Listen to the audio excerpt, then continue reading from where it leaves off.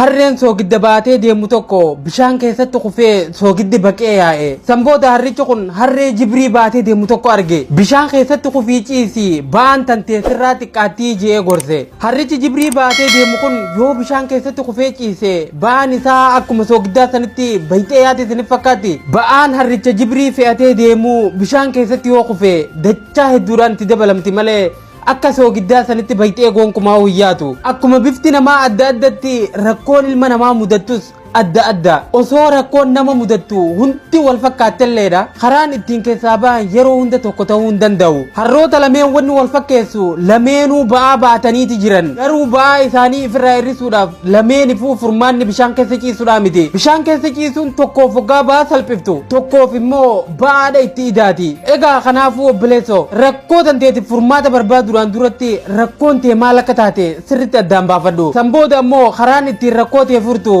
dhuguma furmaata siif fidamoo rakkina biraatii irratti siif dabala sirriitti itti yaadi.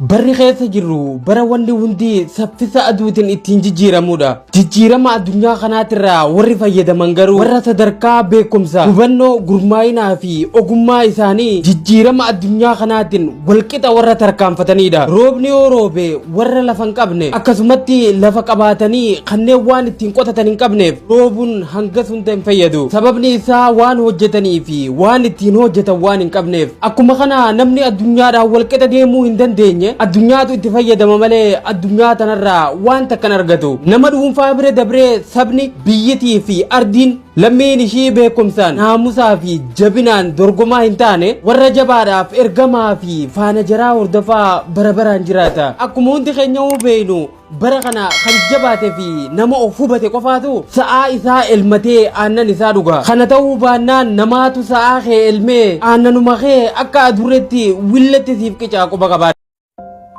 Wanni ati hanga irraa rabbii kee gaafachaa turte hundi osoo siif kenname fudhachuudhaaf qophooytee jirta.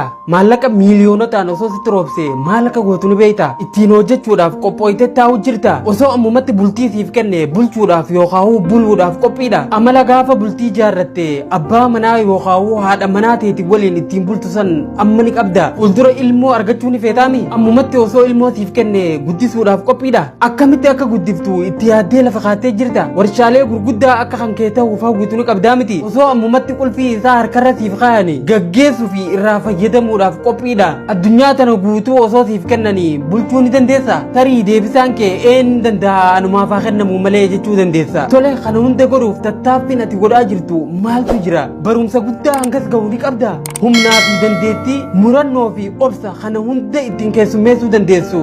Lafa jala horatte waayyoo argattellee itti fayyadamuudhaaf dandeettii ittiin qabne tokko argachuu dhabuutu irra wayyaadha. Waan yeroo hunda akka argannuuf hawwinu hunda argachuu keenyaan duratti fudhachuudhaaf haa of qopheessinu jechumaafi.